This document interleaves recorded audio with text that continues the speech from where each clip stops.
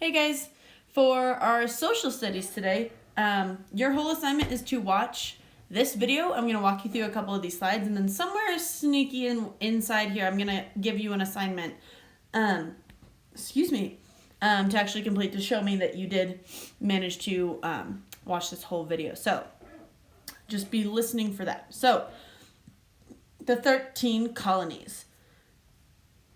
First section is about colonists and Native Americans.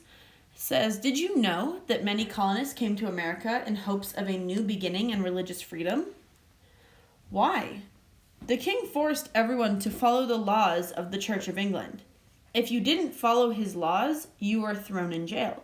So that's what they talk about when they mean religious freedom. They lived in a country where they were forced to follow the laws of a certain religion, and if they didn't agree or follow that religion on their own, you could have been thrown in jail for that. So they decided to leave the country and find freedom somewhere else. Colonists and Native Americans. Many people were willing to risk the long and dangerous journey across the Atlantic Ocean in hopes of starting a new life free from England.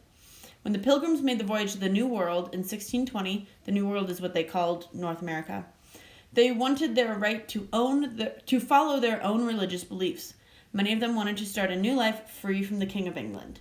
The King of England was who was in charge of the Church of England, so if you didn't follow his laws, he could throw you in jail. Colonists and Native Americans. Not too long after the Pilgrims settled in Plymouth Rock, a new group called the Puritans left England. They also wanted to practice their own religion.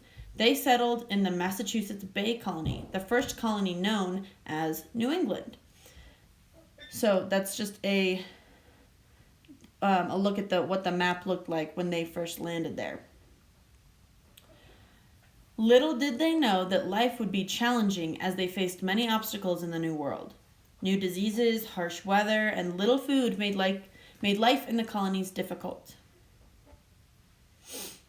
At first, the Native Americans welcomed them and taught them how to live off the land. As time went on, the colonists and the Native Americans traded items that benefited each other. Benefit means to help the other person. So maybe the colonists had something that the Native Americans wanted or needed, and the Native Americans had something that the colonists wanted or needed, so they were able to trade those things. Okay? So here's your sneaky secret assignment is I want you to send me an email. Do not reply to this post on Seesaw. Send me an email that tells me something that you trade or your parents trade with somebody else to benefit yourselves. Think about the things that your parents buy, that's trading something. So send me an email with an example of something that people nowadays trade to benefit each other. The colonists brought items made from metal such as knives, axes, weapons, and tools that the Native Americans wanted. The Native Americans taught them how to hunt and farm the land. They also provided them with furs and moccasins. Moccasins are like the type of shoe that they're wearing that are usually a lot of people have moccasins now and call them slippers. They're not exactly the same thing, but they're a type of shoe that you can make from the leather from animals rather than, they're easier to make than maybe the leather boots that they had. As the colonies grew, the Native Americans were pushed into smaller and smaller areas. Many tribes became angry and began to fight back. This led to many conflicts and uprisings between the colonists and Native Americans that continued throughout the Revolutionary War. We'll get to the Revolutionary War later on, but these conflicts did continue to add to that. And as you guys remember from our Trail of Tears lesson, it ended up going on for a really, really long time. Let's see. Hold on. Let's see what slide we're on. Yeah, we're okay. Okay. Sorry. New England colonies. Many people in New England were English Puritans. The Puritans came over to the New World in search of religious freedom. They believed the Church of England was too powerful and they wanted to change it. But when they tried, they were outcasts. Outcast means someone who's excluded from a group, so they were maybe excluded from the culture or from the society there. So they sailed across the Atlantic Ocean in hopes of building a new society of their own. In 1630, about 800 Puritans left England.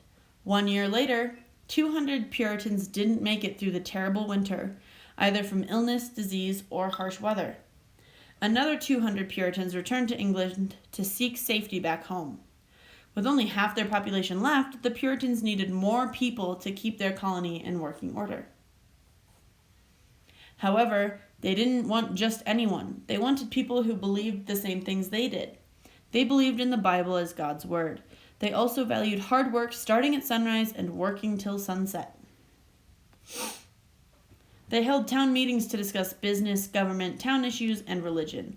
They enforced strict punishments on people who didn't follow their rules or simply banned them from their settlement.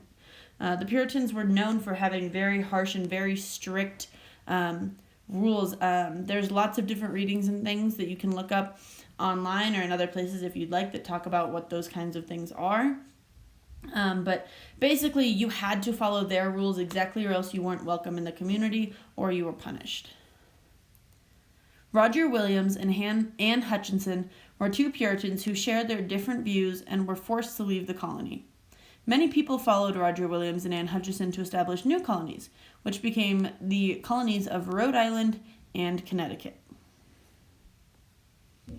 Over the next several years, thousands of Puritans arrived in the Massachusetts Bay Colony. They spread inland and settled up and down along the Atlantic coast. By 1679, many of them moved north and started the colony of New Hampshire. As the colonies grew, so did the need for them to unite to protect themselves. And let's see. Okay. 5 more slides. Okay. Life in New England. Life in the New England colonies was tough.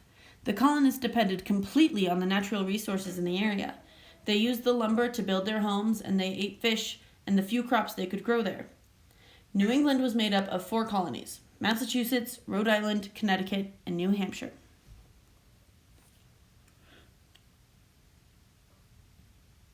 Corn was the popular food of the day.